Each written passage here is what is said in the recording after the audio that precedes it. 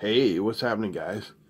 Take a look at this sleek beauty of a 3D printer. If you can look right there, you can see the name. It's from Creality. It's the Ender 3 V3. No suffix, no SE, no KE.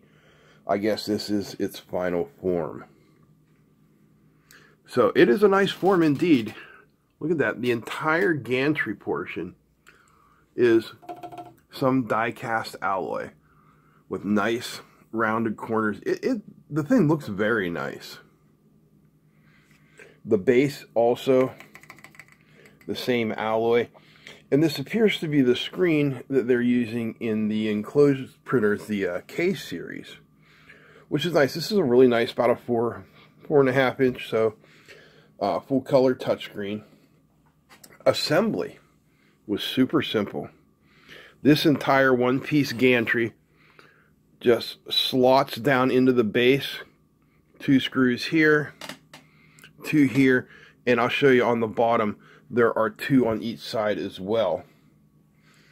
Other than that, we just connected, our motors, and on this side there was one more wire to connect for the runout sensor on top, and we'll get to that in a minute, because I know what you're saying.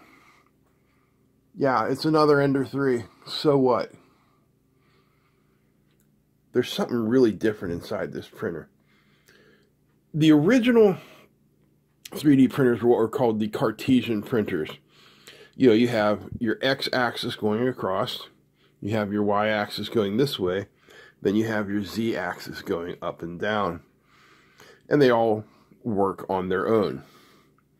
Then we came with the Core XY printers, where the x-axis and the y-axis are connected together, and the z-axis is on its own.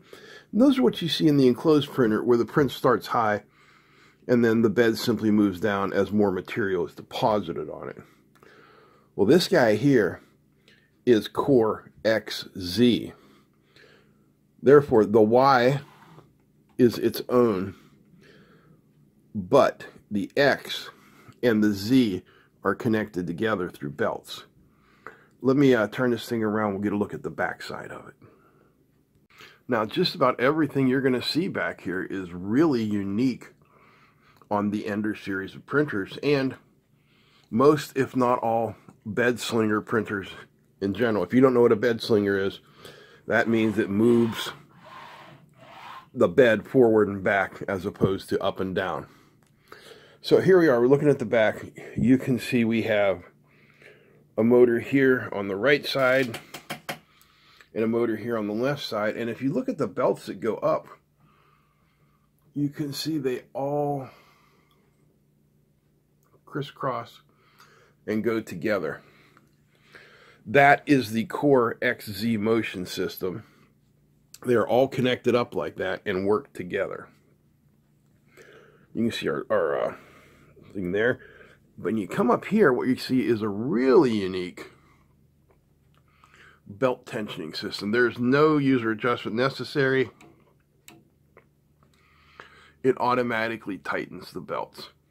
Another unique thing that I don't know if I like or dislike yet, but this is the way it is on this printer. So we have our filament spool over here, and the filament feeds in through this reverse Bowden tube setup. There's our filament sensor. Then we have the reverse Bowden tube that goes over here, like that. It looks great from the front. It appears as though the Bowden tube is up inside there, and it looks really great from the front. I just don't know if I like that setup or not. See how my spool is kind of flippity-floppity there? Well, it also came with this little device just to keep your spool kind of tight, but it really only works if your spool is completely full, so I don't know about that. Alright, let's turn the guy on and have you show a look at the interface. So here's the interface on the front of the screen on that real nice little 4.5 inch LCD. So you're seeing the home screen now, which shows us a temperature graph and nozzle and bed temperatures. Then we have a setup screen. This is a what's in the memory, what's been printed type screen. We have our system settings, network camera, and then we have a little about thing. So let's go here to the setup screen. I'm just gonna hit the home button, and I want you to see how quickly this thing really reacts. It's kind of wild. Remember, the Z and the X are together now. They're driven off two motors working together with a crisscross belt design.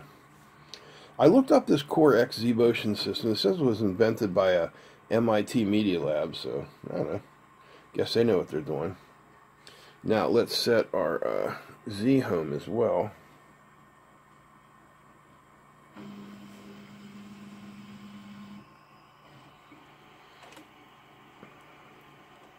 While it's doing this, I'm going to show you in a second underneath the bed, which is fully insulated. Good job on that, Creality. There are strain gauges in each of the corners. So let me pull this out. Oh, don't want to. I have to move it up.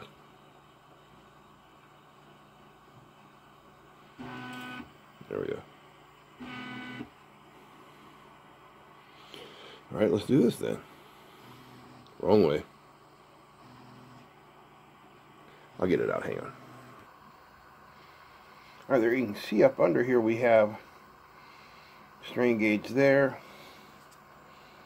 and another one there. So when it does this automatic offset, it puts everything together quite nicely.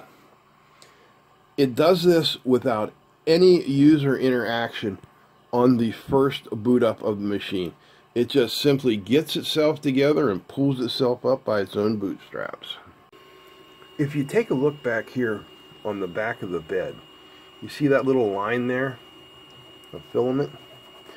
It cleans the nozzle back here before it even comes over here to start its prime line. That is a really nice feature. I know that the K1 does that, so I'm assuming that they borrowed that little particular trait from the K1 series, and it's good on them. That is really nice that they have done that. Now I've run 2 prints through this with 0 problems so far, so I thought let's set up to redo the first print that I did and show you how the setup of this works. It's rather nice.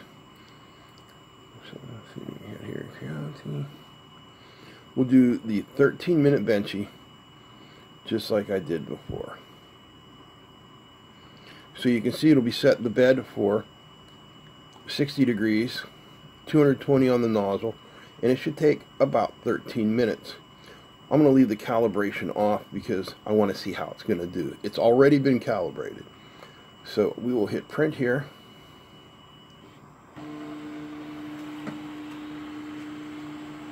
So right now what it's doing is a home operation. So it knows where everything is at.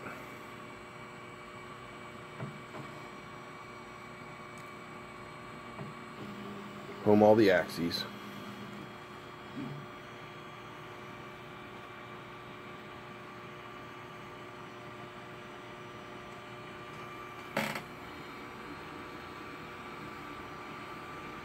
No BL touch dropping out of there. And now it is doing that nozzle cleaning. So the first thing it's going to do is make sure the nozzle is hot enough. And once it is, it's going to get nice and close down on there and just squeeze.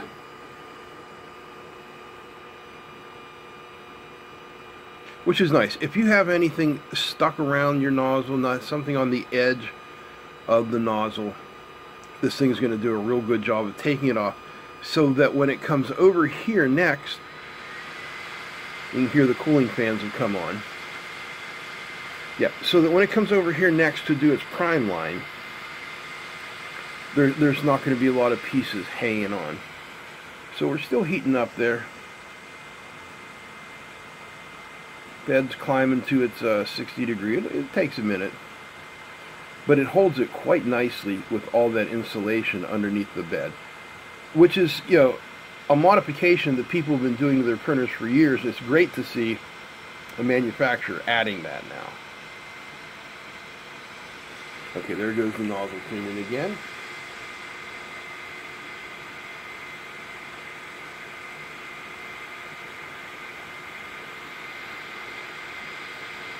Nice and slow, just kind of getting any gunk that's off there. Temperature at 151. Still climbing on the bed. We need to get up there to about 60. So now that there's nothing on top of the nozzle, it feels safe in plotting its Z position.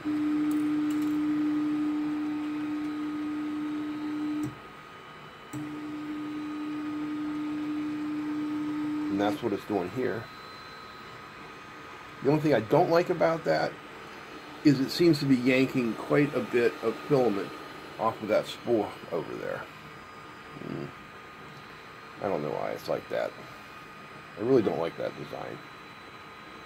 I wish they would have put the spool holder on top, and then you could have fed the filament straight down. Maybe there'll be a mod for that coming up soon. Let's see. See, as you can see, it tells us what it's doing. And now it's going to be getting ready to do its prime line once all our temperatures here are set. It's now at what, 160 some degrees, climbing for 220. It won't take long. I'll pause and be ready when we come back. Overshot a little bit. Dropping back down. And she's ready to go. Don't worry, we're not going to watch the whole thing. Like I said, I've already done this. I just wanted you to see the setup and how fast it gets moving, because it is absolutely super quick.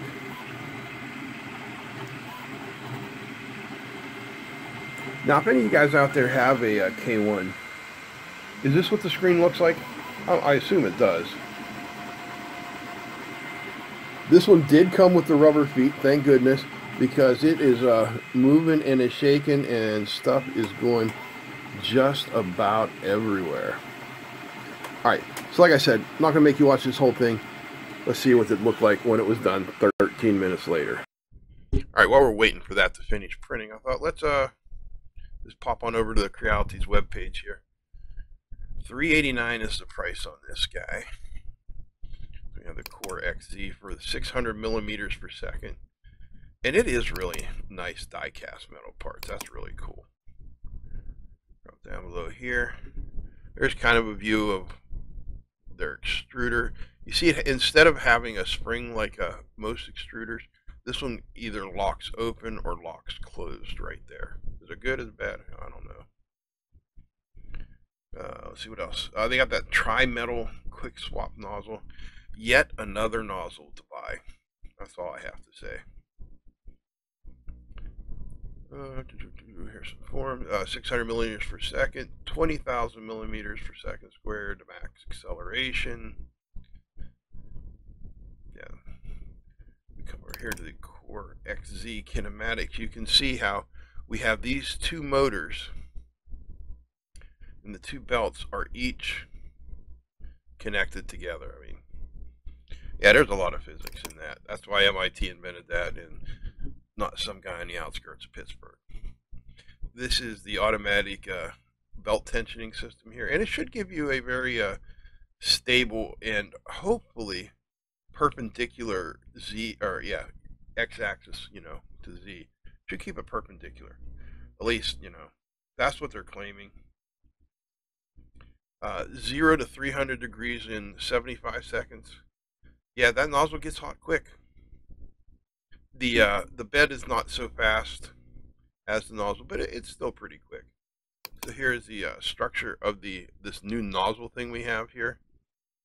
So we have copper alloy to dissipate heat, then we have aluminum in between to block the heat creep, and then copper again to melt it, and hardened steel at the tip. So there's a lot going on in that nozzle. There's a lot going on in this printer. They have really, kicked everything up a couple notches, not only in looks and stability, but just the build quality of making this all out of die cast parts instead of injection molded. So yeah, pretty cool so far. So this is the Creality print software that it comes with. And hang on a second, it's gonna look weird if you're gonna move this down. So I can see the menu. Whoopsies. So what version of it is this?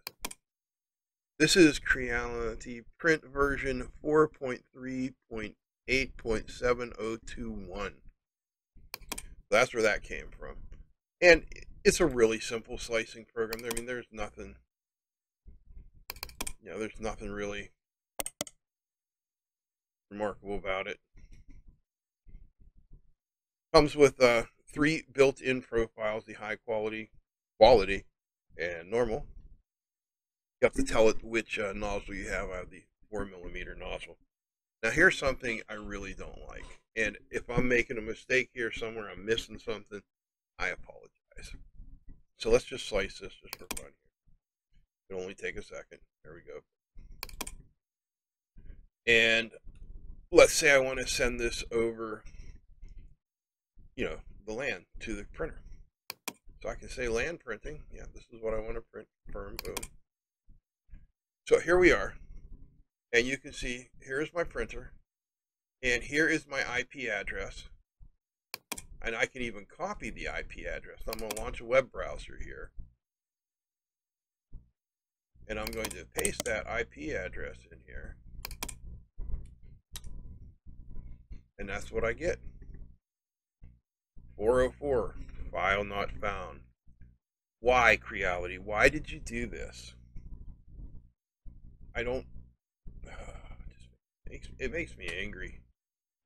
Shouldn't be doing that. Yeah, what they're doing is they're locking down Clipper. They're only allowing you into parts of Clipper they want you to have. So, I mean, from their perspective, why they're doing it, as they don't want new users to come in and screw up their machines, the users' machines. You know what I mean? They don't want you to buy a new machine and, not knowing what you're doing, change some setting and never be able to get a print off of it. Okay, I understand that.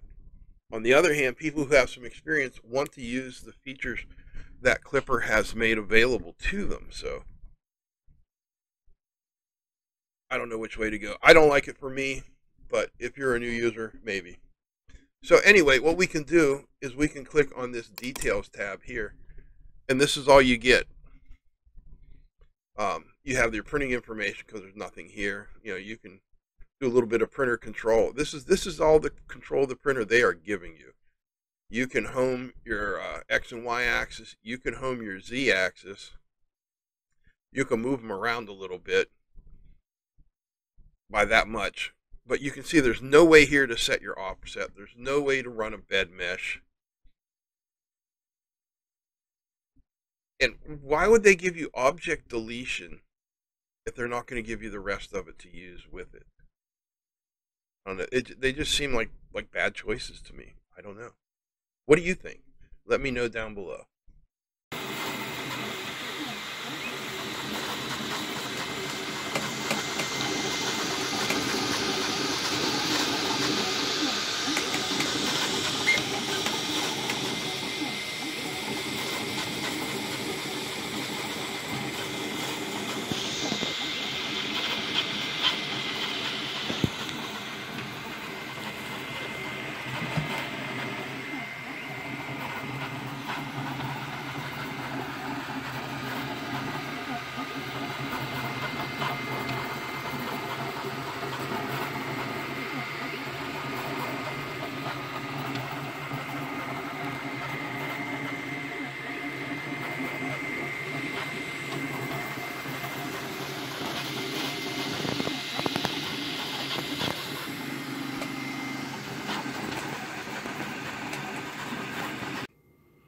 Okay, not counting the setup and prep time that it took to get ready. When it actually started printing, it took about exactly 13 minutes. I know, about exactly. So if we take a nice close look at this, you can see absolutely no stringing anywhere. No banding or layer marks here. This all looks really nice. You can see our Z-seam looks like it was back here. The bottom layer looks perfect. Now we have a little bit of I don't know what you want to call that, non-union, like right there where my nail is. Like maybe that could have been crushed just a little more squish, I guess is what I'm saying. But hey, so far, I mean, this looks really, really good. All right, so here's the second thing I printed. This is a more functional print. This is a piece for a radio, and I wanted to see a couple things. So we have a little bit of stringing, not terrible, not bad at all. I used the auto brim, so I wanted to see how easily the auto brim would peel off. It's not terrible, but it doesn't peel off perfectly either. Get a knife in there, it'll clean up pretty nice. And then the other thing I wanted to see was how it would do with bridging some gaps. So this is all support material in here that will just pop right out, but I left some big gaps here. So with the support material, that's what it looks like. And then over here, it pretty much looks the same. So that is great. That's good news. That's what I wanted to see. So my camera crashed before I got to finish my thoughts on this. But yeah, that came out great. Cleaned up the edges real nice. I don't see any evidence of layer separation anywhere in here. And this printed in about 44 minutes. So that's going to come out really nice. So what do I think? Well, I don't have this. I haven't had it long enough to make an overall impression. What do I think initially then? Number one, it looks fantastic. It looks an awful lot like the Anchor Make M5, I think. Very nice aesthetic to it. Very nice, very professional looking, very modern. Construction-wise, always put together fantastic. The way the gantry slots down in there and then bolts from two perpendicular axes, that's going to hold it very, very tightly. The print head and everything, the mechanics from, I mean, it's from the K1. It's from a printer. They know what they're doing. They've taken a popular model, they've taken the good parts of it, and they put it here with a new motion system. Are people going to like it? Is it going to work out? I don't know. Time will tell. But so far, so good. And give me a week or two to work with this, and I'm going to come back. We'll try some different materials, some TPU, some PETG, and we'll see how it does with all that stuff. But in the meantime, I would like to thank Sainsmart for sending this out to us, you know, free of charge, just so I can show it to you guys, to show you what's there. That's really cool of them, and I'd like to thank them very much for that. And I will put a link to this printer where you can get it from Sainsmart down below. All right, guys, if you enjoyed this, give me a thumbs up. Feel free to comment, share, and don't forget to subscribe. Big thanks to all the patrons. Again, big thanks to Sainsmart, and a big thanks to you for watching. That's it. I'm out. Peace.